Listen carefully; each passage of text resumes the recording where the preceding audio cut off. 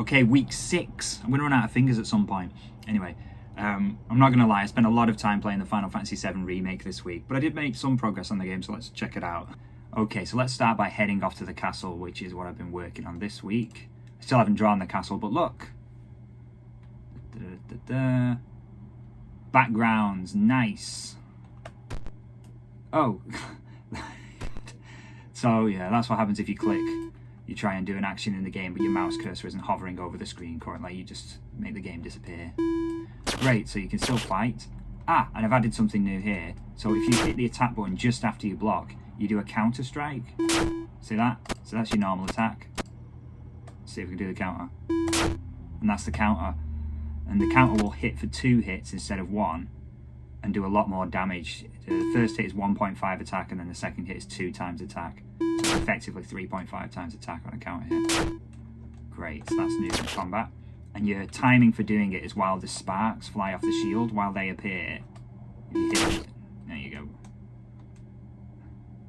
Great. Oh yeah, so I've got the background with the stars twinkling away, and the foreground got some grass here, and it's got slight parallax effects on it.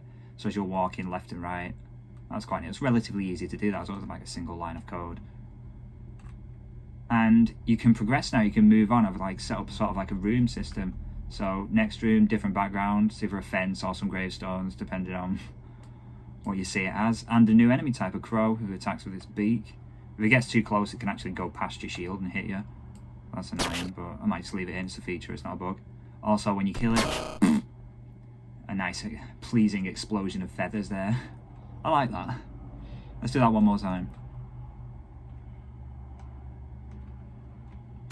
So when you kill the bird, it explodes into 5 feathers. The X and Y coordinates of the feathers are randomized. The direction the feather faces is randomized. The amount it jumps up into the air is random. And the direction it starts to float left and right when it comes back down again is random. So you should get a nice... Good.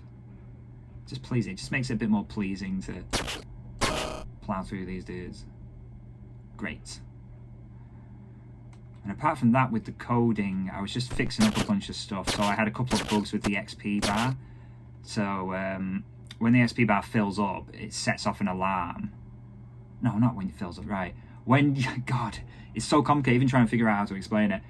When you gain XP, it sets an alarm to wait. If the amount of XP you gain is enough to level up, then it triggers an alarm, the length of which is decided by how much distance the XP bar has to travel to reach the end and then level up. So the idea is that if you need 50 XP to level up there and you gain 75 XP, that'll trigger an alarm so that the game waits until the bar is full until it goes ping and then you level up, rather than it just happening straight away. But the problem I had was, if the XP bar was really full, like almost, it's like say you had 499 out of 500 points left to level up, the formula I had in place for working out the length of the alarm would come to less than 1. It would come to 0.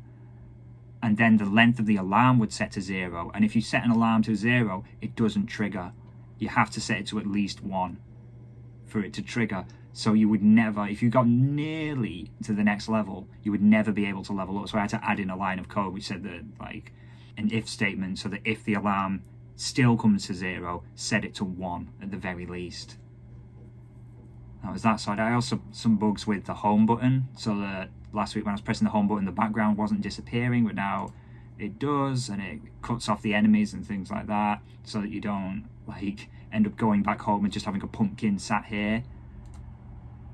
And I also added in some code which means that you could just walk home if you want as well. So you could set off to the castle, start off on your adventure, and decide to just turn around and go back. And the game resets itself into this state where you're here and you can feed the baby and whatever. I just feed him now, he looks pretty hungry. Yum, yum, yum. Excellent. Now, the other thing, remember last week I was saying that while I was working on that walking sprite with his little sword and shield as he's walking along, that I had the music in my head. I thought this game really could do with some music, couldn't it? So I looked into it, and the other day I downloaded a program called FamiTracker, which you can use to make NES-style music tracks. Now, I've never made music in my entire life, apart from just like whistling and humming, But yesterday, I looked at some tutorials and I spent the entire day with this program, and this is what I came up with. This is my first ever musical composition, a piece of music for this game. So what you're looking at is a timeline here, and each of these little things is a note. So C of the second octave starts playing here and then keeps going until this point where it's D of the second octave, then G, then an A, and you're like tapping it out on the keyboard. And the way I do it was just like mess around with the buttons. Like I try and think of a tune in my head, like do do do do do do do do, and then I just try and find the notes that corresponded on the keyboard. Like, is this, I don't know, like no, no, no, no, no. Oh yeah, that's one. No, no, no, no. You know, and then just try and figure it out one note at a time. And after an entire day, I finally came up with this like 24-second tune. So let's hear it now. Here we go.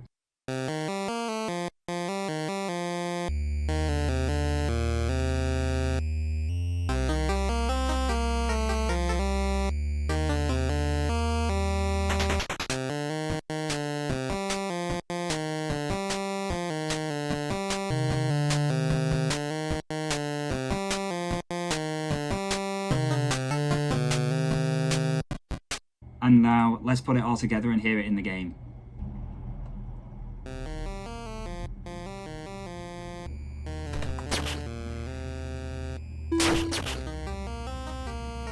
What do you reckon? Not bad, eh? I'm pretty pleased with myself. Like I said, I've never made any music before.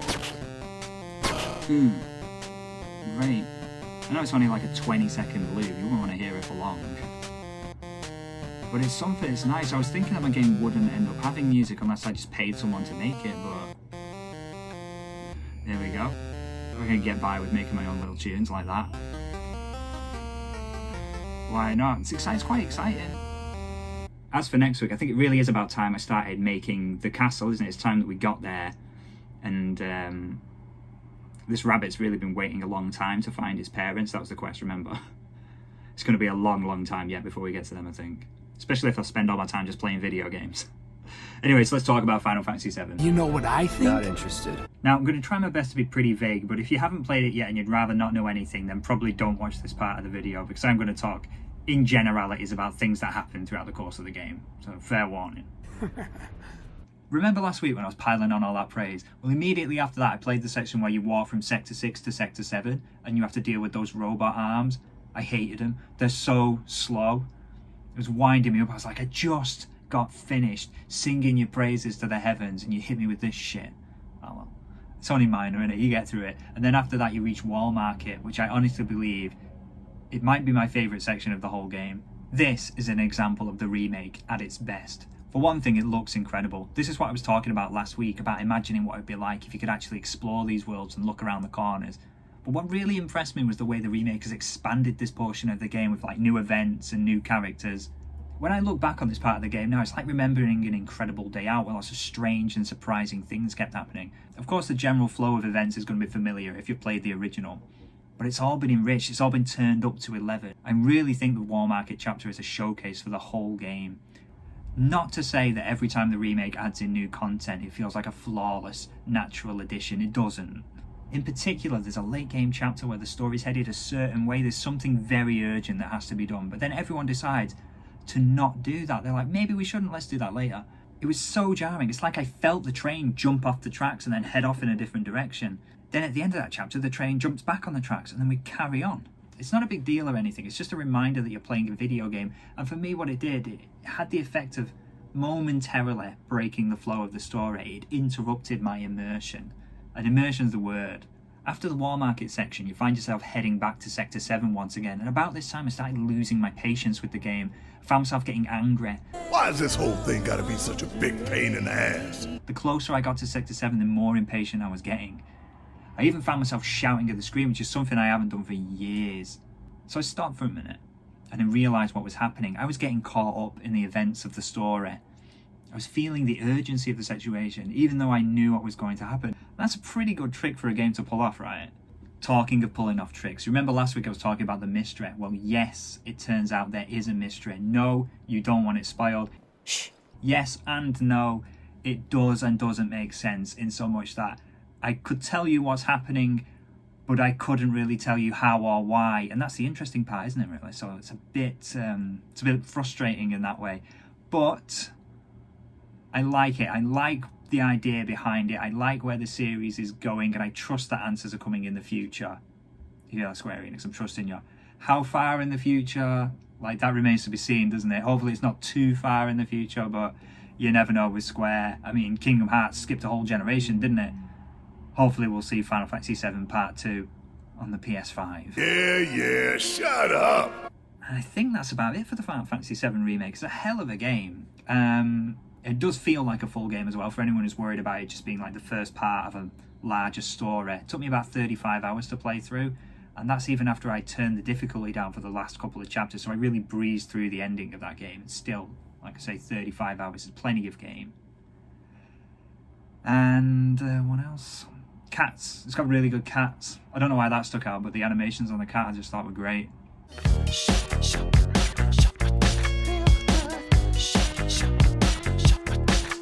And that's it for another week. No anime this week. I did start watching Samurai Champloo. I'll probably have that finished for next week, and I'll let you know what I thought. If you've got any recommendations for shows, by the way, do let us know. I feel like I'm pretty on top of games, but with anime I'm kind of out of the loop, so yeah, like I say, just let us know and I'll check it out if I can. Thanks for watching. See you next time.